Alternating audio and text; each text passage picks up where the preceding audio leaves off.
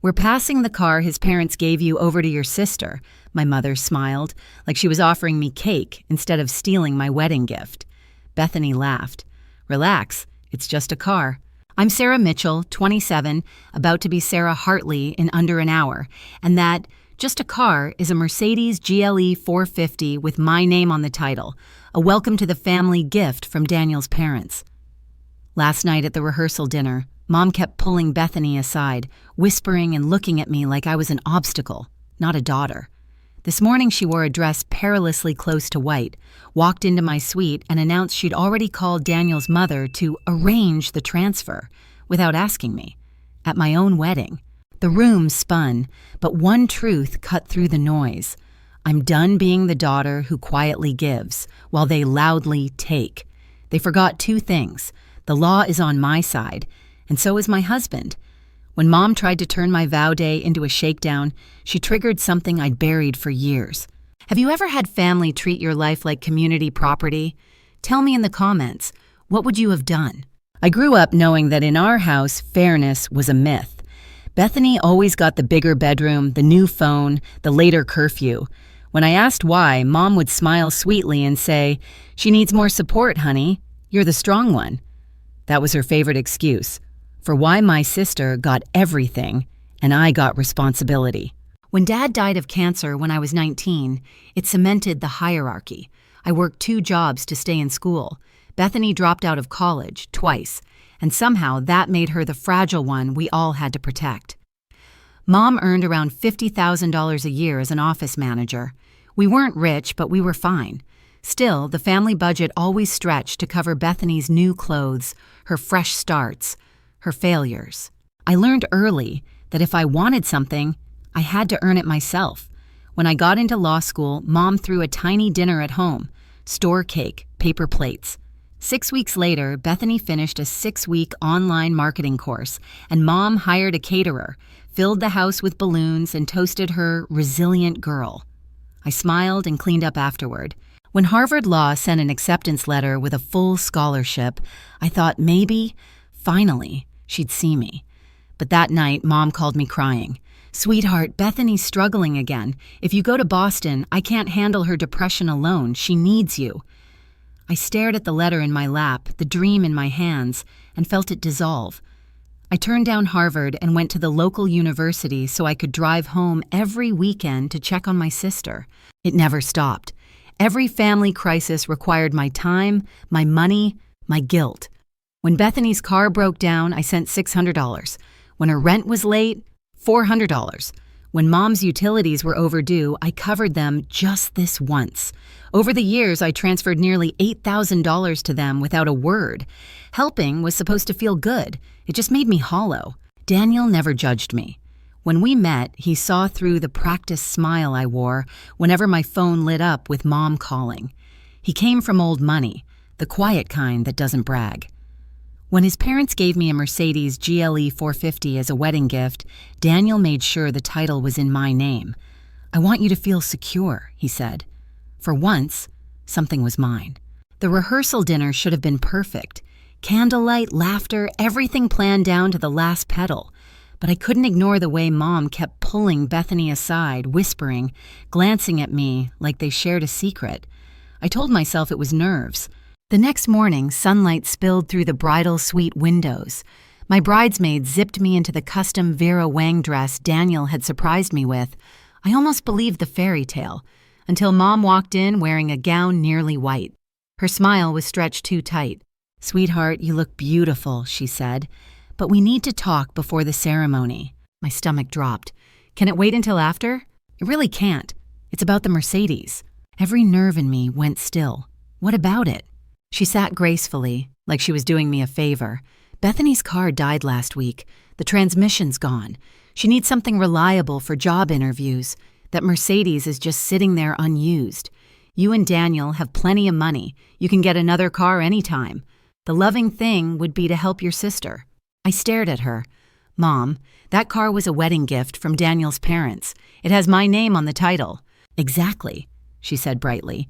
"Your name, which means you can do whatever you want with it. We're passing it to Bethany. She's thrilled. Catherine was understanding when I called her yesterday. You called Daniel's mother? I explained our family situation, Mom said smoothly.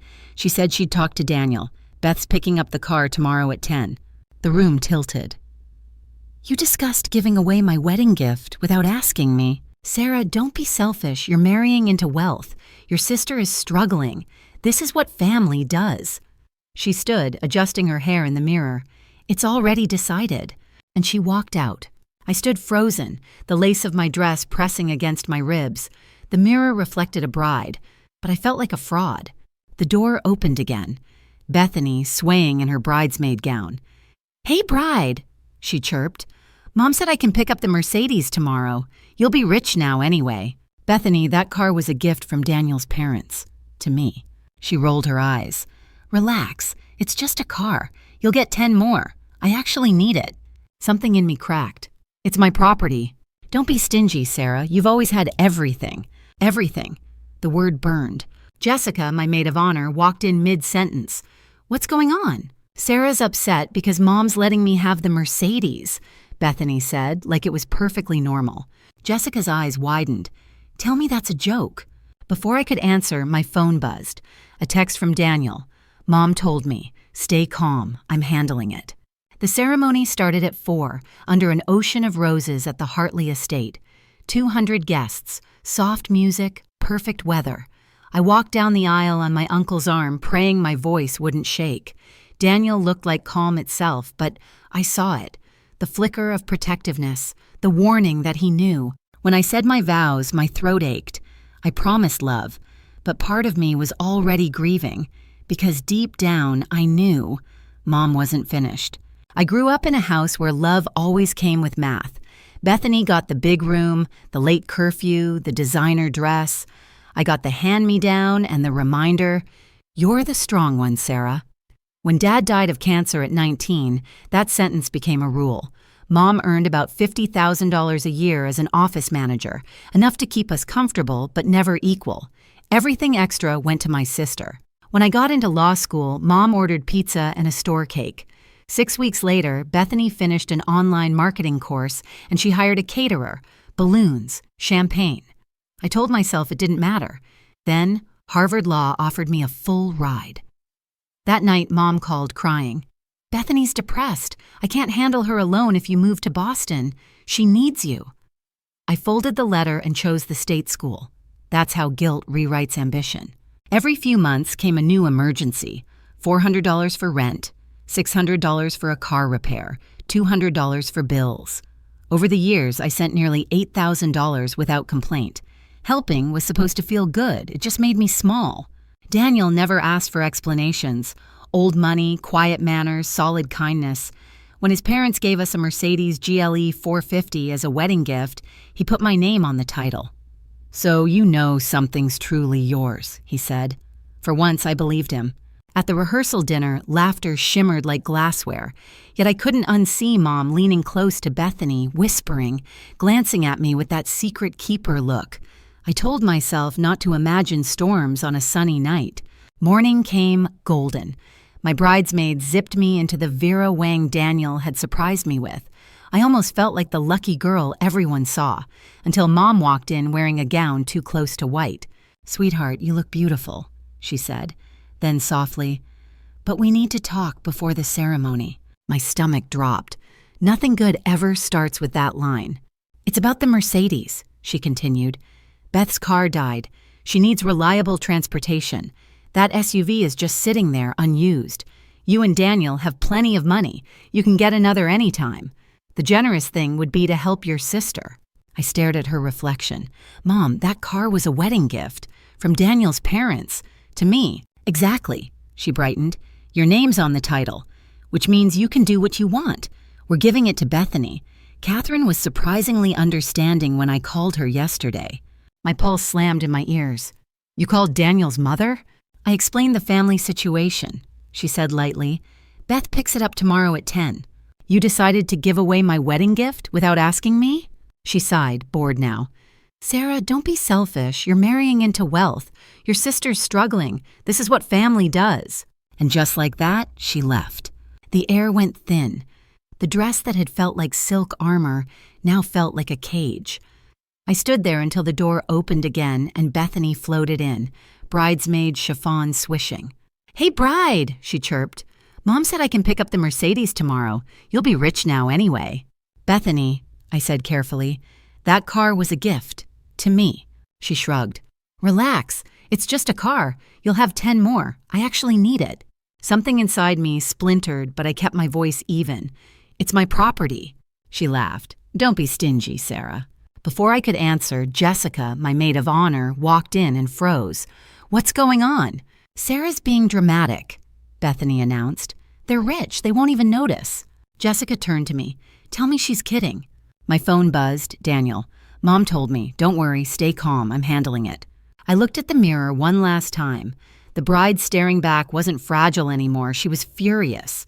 By 4 o'clock, I was walking down the aisle on my uncle's arm, eyes locked on Daniel so I wouldn't see Mom's satisfied smile in the front row. The vows blurred through the ringing in my ears. When Daniel said, "I do," his hand tightened around mine, steady, promising. I'd spent 27 years keeping the peace, but standing there in a garden full of roses, I knew peace had never included me. After the ceremony, the world should have been spinning with champagne and music, but all I could feel was the weight of what had just happened upstairs. Mom's betrayal wasn't new. It was just louder this time, public, undeniable. For years, I'd been conditioned to smile through every cut. Now, surrounded by 200 guests and crystal chandeliers, I could finally feel the bleeding. The reception glowed like a movie set. Daniel and I moved from table to table, smiling for photos, pretending everything was perfect. He never let go of my hand, his thumb tracing circles against my palm like Morse code for "I've got you."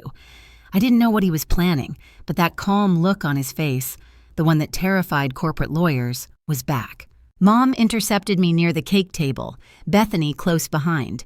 "Sarah, darling, you look radiant," she purred. "The Hartleys really know how to throw a party." Her eyes flicked around the lavish tent, drinking in the details she hadn't been allowed to control. Bethany giggled, slightly drunk. "This must have cost like $500,000, and you were worried about one little car." The words hit the air like a slap. Guests nearby turned their heads. Before I could respond, Daniel appeared beside me, hands steady on my back. "Mrs. Mitchell, Bethany, enjoying yourselves?" His tone was smooth, too smooth. Mom smiled tightly. "Oh, it's wonderful, Daniel. Your family has been so generous," which is actually what I wanted to mention earlier, about the Mercedes. "Yes," Daniel interrupted, still smiling. "My mother told me about your call." The color drained from Mom's face. "Oh, well, I just explained the situation with Beth's car. She really needs something reliable." Daniel nodded.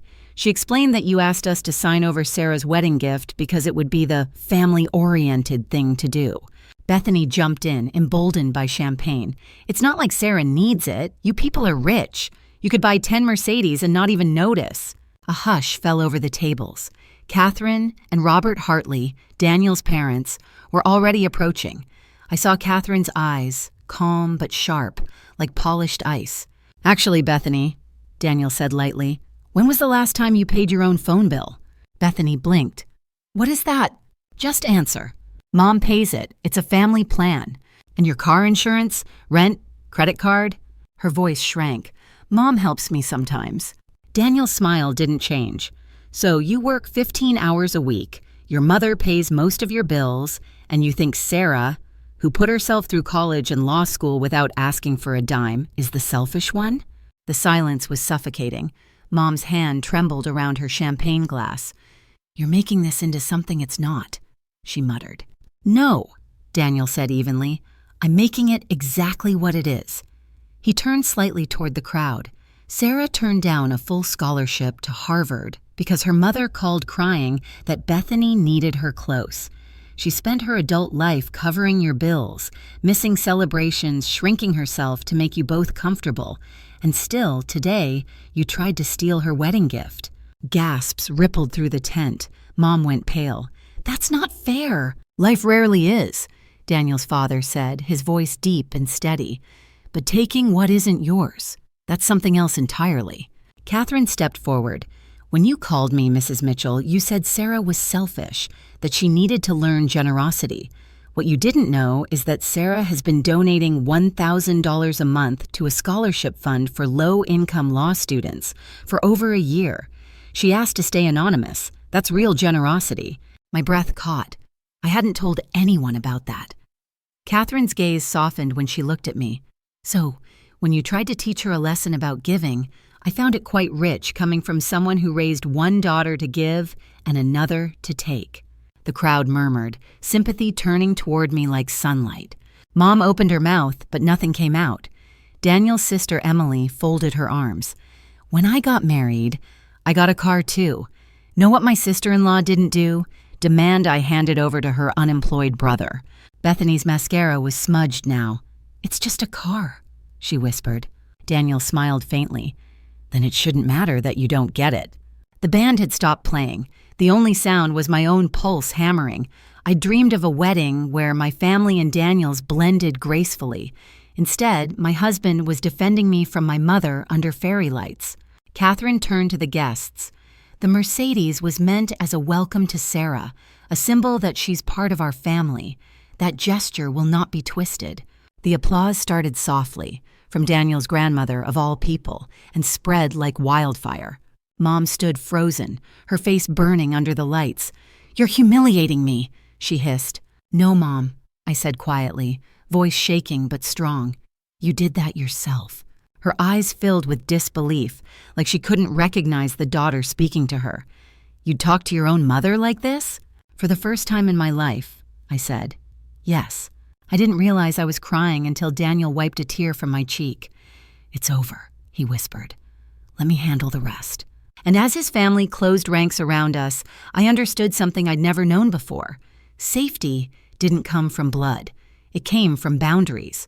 I always imagined the word wife would feel like a crown. That night, under the tense glow, it felt more like armor. I kept smiling for the cameras while my chest ached from holding it all in. After Daniel's quiet demolition of my mother and sister, the applause had turned the air electric. But when the crowd dispersed, I was left trembling. I'd been exposed and defended in the same breath. Back inside the bridal suite, I tried to fix my makeup. Jessica slipped in behind me, closing the door softly. "You okay?" "I just humiliated my mother at my wedding," I whispered. "No," she said, dabbing at my mascara. "You defended yourself. There's a difference." Her reflection met mine in the mirror. "You know what everyone's saying out there? That it was about time someone stood up to her." I wanted to believe her, but guilt clung like static. Years of conditioning whispered, "You went too far. You made her look bad." Then I remembered Mom's words. "It's already decided." The humiliation she'd planned for me had simply backfired. When I stepped outside again, Daniel was talking quietly with his parents. His mother, Catherine, looked calm but fierce. His father, Robert, stood like a sentinel. Daniel came straight to me. "My grandmother wants to make a toast," he said gently. Margaret Hartley was 92 and formidable, a woman whose presence commanded a room. She lifted her champagne glass, her voice crisp. "I've seen a lot of weddings, but this is the first where I watched a young woman stand up for herself so beautifully." The crowd murmured. Margaret smiled at me. "Sarah, I spent 30 years catering to my mother-in-law's whims before I learned that family first doesn't mean self last. You learned that lesson much earlier. I'm proud to call you my granddaughter." Applause thundered. For the first time all day, my tears were from relief. Daniel wrapped his arm around me. "You okay?" "I think so," I said, and meant it. But later, alone in the hotel suite, the silence roared. Daniel ordered room service, chocolate cake at 2 a.m., and we sat in bed, plates balanced on our knees, replaying every word. "Your cousin Amanda was incredible," he said. "When she told your mom off, wow." I laughed softly. I didn't even know half that story. "She did," Daniel said. "Your family's been watching this dynamic for years. They just needed one person to finally say something." The sweetness of the cake turned bitter in my mouth. "Does that make me the villain?" "No," he said. "It makes you the first honest one." We didn't sleep much. Around 4 a.m., my phone buzzed. A text from a number I didn't recognize. "This is your Aunt Rachel. I've wanted to say this for years. Your mother created this.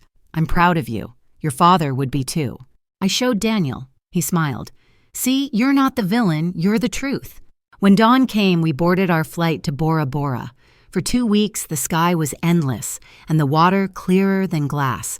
We didn't mention my mother once, but the peace was fragile. The wound still bled beneath it. On the 4th day, I made the mistake of checking Instagram. Bethany had posted, "Fake people forget where they came from," followed by a photo of a used Honda Civic and a caption about being abandoned by family. Daniel took my phone, tossed it gently onto the couch.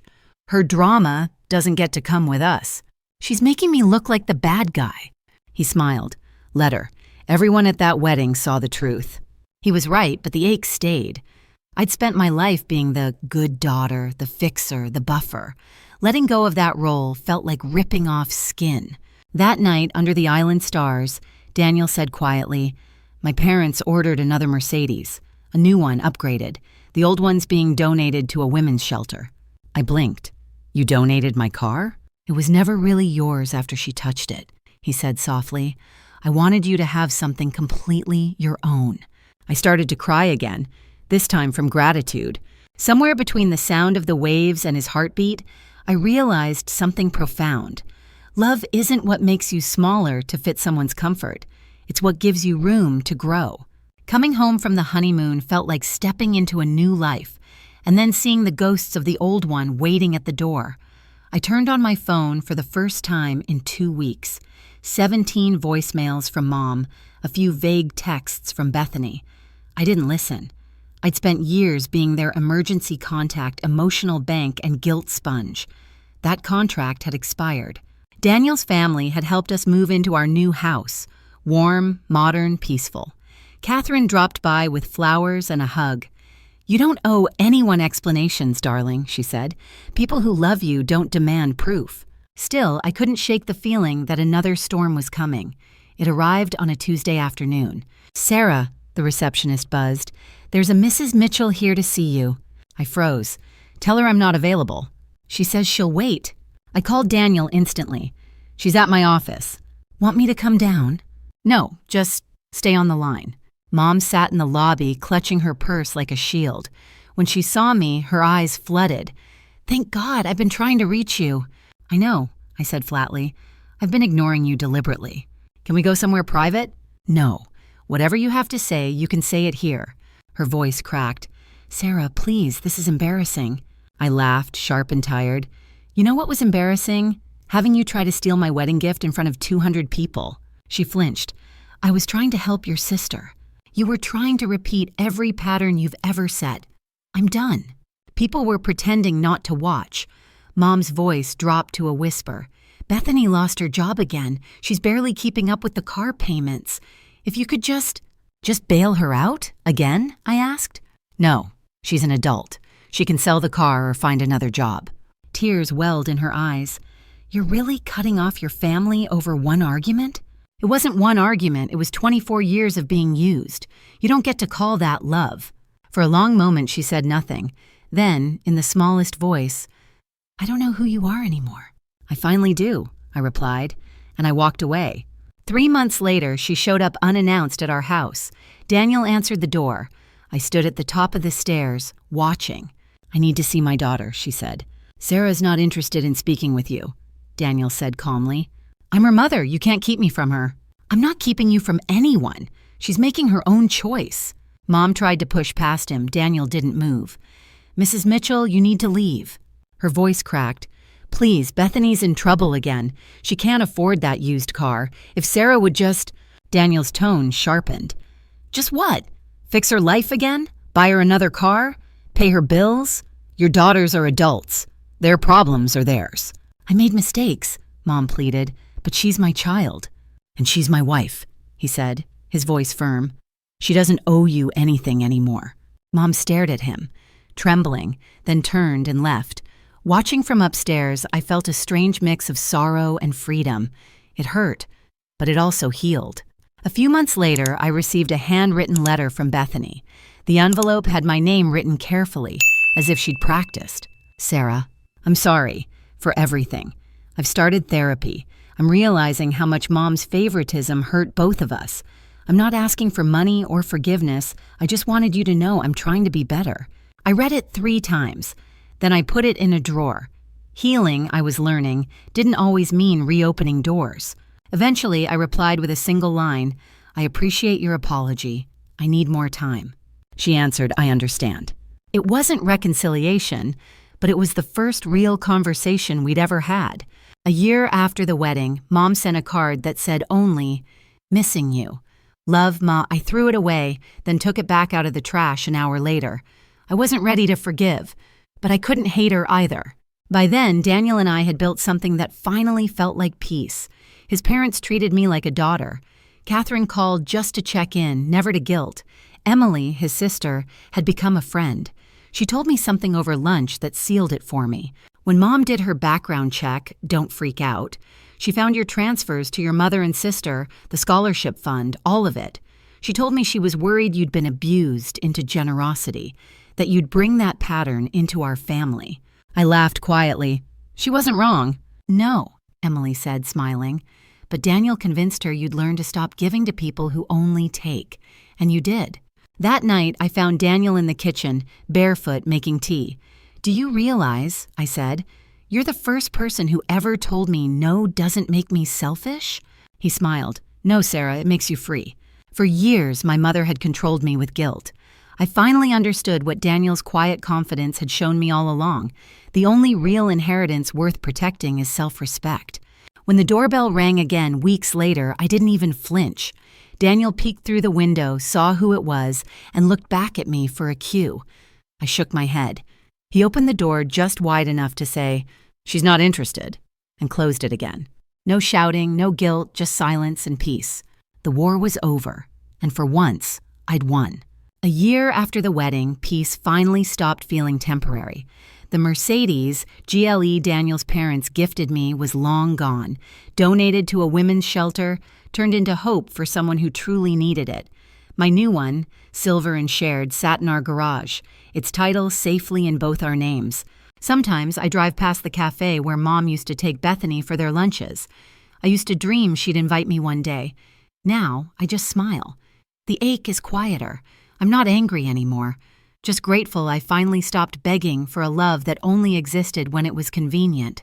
People still mention the wedding car story. They laugh, shake their heads, call it legendary. But those who've lived it, the ones with complicated mothers, demanding siblings, don't laugh. They nod, eyes heavy with understanding. Bethany wrote once. She said she's in therapy, learning how favoritism broke us both. I wrote back, "Thank you. I need time." That was the first real conversation we'd ever had. Mom sent a card that said, "Missing you." I kept it, unread, in a drawer. Maybe someday. Daniel and I visit the Hartley Garden every anniversary. We stand where we said our vows, remembering that day, the chaos, the courage, the moment I finally drew a line and didn't apologize for it. Because that was the real beginning of my marriage. Not the kiss or the ring, but the boundary that said, "This is who I am. And this is where I stop letting others decide my worth." If you've ever had to choose peace over family, you already know. Sometimes the loudest kind of love is silence.